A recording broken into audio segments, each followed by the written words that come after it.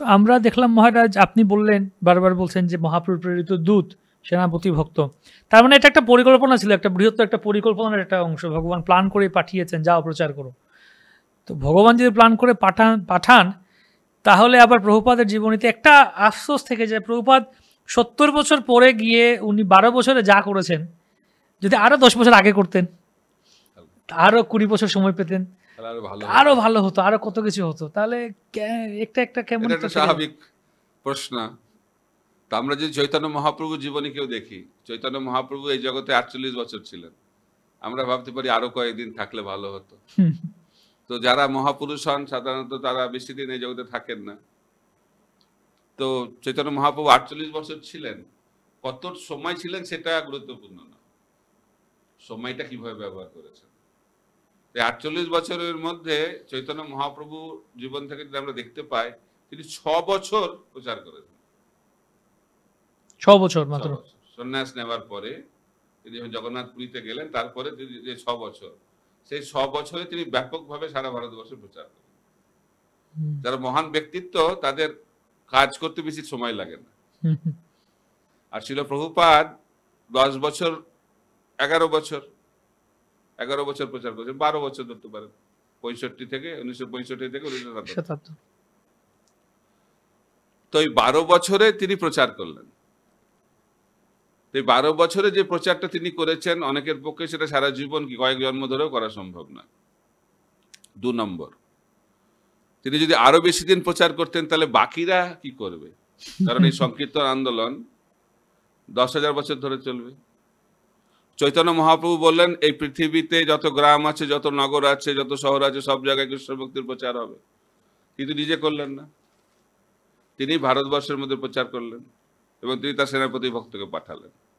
এবং সেনাপতি ভক্ত ছিল প্রভুপাদ। তিনি ভাবলেন, আমি যদি সব প্রচার করি তাহলে আমার অনুগামী ভক্তরা কি প্রচার করবে? তাই তিনি সারা পৃথিবীতে কৃষ্ণ ভক্তির বীজকে বপন করে গেলেন এবং তিনি বাকি দায়িত্বটা, যে পৃথিবীতে আছে যত নগরাদি গ্রাম, সেই কাজটা তার অনুগামী ভক্তরা করবেন। তাই সকলের জন্য সেবা বরাদ্দ থাকে। ভগবান তার নিজের সেবাটা করেন, তার প্রেরিত দূতকে দিয়ে সেবা করান, আর বাকি ভক্তরা কি সেবা করবে, সবকিছু সবার জন্য বরাদ্দ করা থাকে এবং সেই বরাদ্দ অনুযায়ী ভক্তরা সেই সেবা করে থাকে। থাকলে ভালো হতো ছিল প্রভুপাদ, আরো বেশি কিছুদিন থাকলে আরো বেশি ব্যাপকভাবে প্রচার হতো। কিন্তু তিনি তো করুণাময়, তাই তিনি সবাইকে সুযোগ দিলেন যাতে সবাই এই কৃষ্ণ ভক্তি প্রচারের সুযোগ পায়। আমাদেরকে দিয়ে গেছেন সুযোগ। সময়টাও ছিল খুব কঠিন। চারিদিকে ভারতকে ব্রিটিশ মুক্ত করার জন্য একটা চারিদিকে আন্দোলন, এবং প্রভুপাদও সেই আন্দোলনে কিছুটা সামিল হয়ে গিয়েছিলেন। মহাত্মা গান্ধীর অসহযোগ আন্দোলন, এবং শোনা গেছে তিনি যখন তার গুরুদেব, তখনকার দিনের সিংহ গুরু, গৌড়ীয় গগনের সিংহ গুরু ছিল ভক্তি সিদ্ধান্ত সরস্বতী ঠাকুর, তার সান্নিধ্যে এসে জীবনের মোড় ঘুরল। প্রথম সাক্ষাতে প্রতিবাদও করেছিলেন, যখন গুরুদেব বললেন যে তোমার শিক্ষিত যুবক যারা বাংলা ভাষা জানে না তাদের কাছে চৈতন্যদেবের প্রেমের মন্ত্র পৌঁছে দাও, প্রেমের বাণী। স্বাধীনতার সংগ্রামের সেই গলার আওয়াজ নিয়ে প্রতিবাদও করেছেন। আরে মশাই,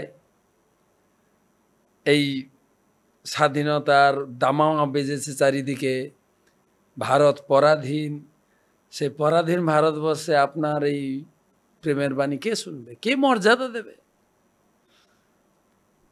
তিনি ছিলেন সিংহ গুরু। বলছে না, চৈতন্যদেবের বাণী, চৈতন্যদেবের যে প্রেমের মন্ত্র স্বাধীন পরাধীনের উপরে নির্ভরশীল নয়, এটা চিন্ময় বাণী, সারা ব্রহ্মাণ্ডের হৃদয়কে স্পর্শ করবে, তোমরা যাও। সেটাই তার পরিবর্তন। বাহ, অ্যাকচুয়ালি দেখা যায় প্রভুপাদের জীবনীটা পুরোটাই ভগবানের দ্বারা পরিচালিত। জন্ম হলো ভগবানের জন্মের পরের দিন তিথিতে, জন্ম থেকেই দেখা যায় তার জীবনে যে সমস্ত ঘটনা ঘটে গেছে প্রতিটা মুহূর্তে, এবং তাকে সম্পূর্ণরূপে তার বাবা এমনভাবে গড়ে তুলেছেন, তার একটা আশা ছিল। যদিও তার মা চেয়েছিলেন যে অভয় বিদেশে যাবে, ওকালতি পাস করে ব্যারিস্টারি কিছু একটা হবে, কিন্তু তার বাবা চেয়েছিলেন অবশ্যই ব্যারিস্টারি হবে, তবে এই জগতের না, দুটো জগতের সমন্বয়, সেই জগতের দূত তাকে আমি বানাবো। বানিয়েছিলেন ভগবানের সহায়তায়। মা কালো কাপড় পরাতে চেয়েছিলেন আর বাবা লাল কাপড় পরিয়ে দিলেন। এরকমই তো। এবং প্রভুপাদ তার এই ইস্কন গঠনের পরে তার জীবন প্রণালী নিজে মুখে বলেছেন, আমি যা কিছু করেছি, যদি আমার দ্বারা জগতে কিছু হয়ে থাকে, ছোটবেলায় আমার বাবা শিখিয়েছেন, আর যুবক বয়সে আমার গুরুদেব সেটাকে ত্বরান্বিত করেছে। তো সেইটাই প্রভুপাদ পেয়েছিলেন, স্পিরিট। এবং যেটা বললেন মহারাজ, যে আমেরিকায় পদার্পণ করে তিনি জানতেন না সামনে যাবেন না পিছনে যাবেন না ডাইনে না বাঁয়ে, কিছুই জানতেন না। এবং প্রভুপাদের কাছে প্রভুপাদ ভগবানের কাছে আকুল ভরে প্রার্থনা করছেন যে আমাকে ঘর থেকে কেড়ে এখানে নিয়ে এসেছেন, বড় কৃপা কইলে প্রভু কৃষ্ণ অধমের প্রতি কি লাগি আনিলে হেতা কর এবে গতি। আমি জানি না কোন দিকে যাব, আছে কিছু কার্য তব এই অনুমানে, নহে কেন আনিবেন, একটা ভাষা ইউজ করেছেন, এই উগ্রস্থানে। কেননা এরা রজগুণত সবাই আচ্ছন্ন। বাসুদেব কথা রুচি নহে সে প্রশ্ন। আকুল ভরে প্রার্থনা, হে ভগবান, তবে যদি তব কৃপা হয় অহেতুকি, সকলই সম্ভব হয় তুমি সে কৌতুকী। হে ভগবান, কিভাবে তিনি ঘর থেকে বেরোলেন সেও একটা বিড়ের ইতিহাস। স্ত্রী কিভাবে ব্যবহার করলেন। তো প্রতি পদক্ষেপে দেখা যায় যে প্রভুপাদের জীবনীটা ভগবানের দ্বারা পরিচালিত। ভগবান তাকে যে ভগবানের দূত বলে না, কিছুদিন বেশি থাকলে হতো না, এভাবে তিনি নিজের চোখে ব্রিটিশদের সঙ্গে স্বাধীনতা আন্দোলন সংগ্রামীদের যুদ্ধ নিজের চোখে দেখেছেন, সংসার জীবনও কাটিয়েছেন, পড়াশোনাও করেছেন, সব মিলিয়ে একটা পূর্ণ এক্সপিরিয়েন্স, একদম সুন্দর, সেটাই তিনি ব্যবহার করেছেন। তবে তিনি বলেছেন, যে প্রভুপাদ বলছেন, সেই গানে তিনি লিখেছেন যে অখিল জগৎ গুরু বচন সে তোমার, অলঙ্কিত করিবার ক্ষমতা তোমার, তব কৃপা হলে মোর কথা শুদ্ধ হবে, শুনিয়া সবার শোক দুঃখ যে ঘুচিবে, আনিয়াছ যদি প্রভু আমারে নাচাতে, নাচাও প্রভু, নাচাও সে। প্রভুপাদ সম্পূর্ণরূপে ভগবানের উপর শরণাগত ছিলেন, যে হে প্রভু, আমাকে দিয়ে যদি কিছু করাতে চান, আমি আপনার হাতের পুতুল। সেই শরণাগতি ভগবান বলেছেন যে যে আমার চরণে শরণাগতি লাভ করে তাকে আমি সব কিছু উজাড় করে দিই। ভক্তি নাই বেদ নাই, নামে খুব বড়, ভক্তি বেদান্ত নামটা তুমি সার্থক। তো ওনার জীবনী সম্পূর্ণ ভগবানের দ্বারা পরিচালিত।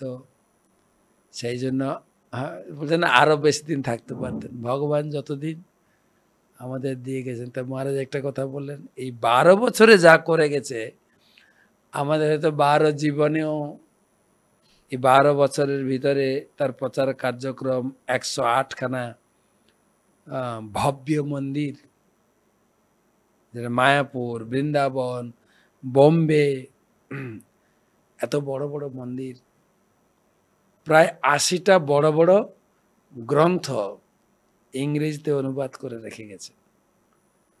কত তার লেকচার রেকর্ডিং, শিষ্য 5000+, তার যে অবদান, এটা একটু চিন্তা করতে লাগে। তো আমরা সত্যি ধন্যাতি ধন্য, কলিযুগে আর ওই সময়টা ছিল, আর ওই সময়টা বলে না আমেরিকার যুব সমাজ সব হিপি হয়ে গেছে, হতাশা, সেই সময় পৌঁছেছেন। হিপি থেকে জিজ্ঞেস করছেন আপনি আমেরিকায় কি করলেন, বলে হিপি থেকে হ্যাপি করেছি।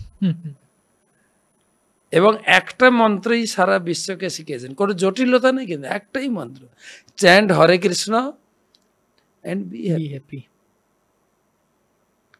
কেননা সেই সময়ে এই বঙ্গবাসী বা ভারতবাসী সব ব্রিটিশ এবং আমেরিকার পিছনে ছুটছে, তাই তিনি ব্রিটিশ আমেরিকাকে এনে ধরে দেখিয়ে দিয়ে গেলেন যে ওরা যদি কৃষ্ণ ভক্তিটা গ্রহণ করে তাহলে আমাদের ভারতীয় বা বাঙালিরাও গ্রহণ করবে। এটাই ভগবানের প্ল্যান ছিল, তাকে বিদেশে গিয়ে প্রচারটাকে প্রতিষ্ঠা করা। বাহ, প্রভুপাদের এই এই অত্যন্ত সুন্দর তার জীবন গাথা আমরা যত শুনবো, শ্রবণ করব, ততই মনে হচ্ছে কম, আরো শ্রবণ করতে থাকি।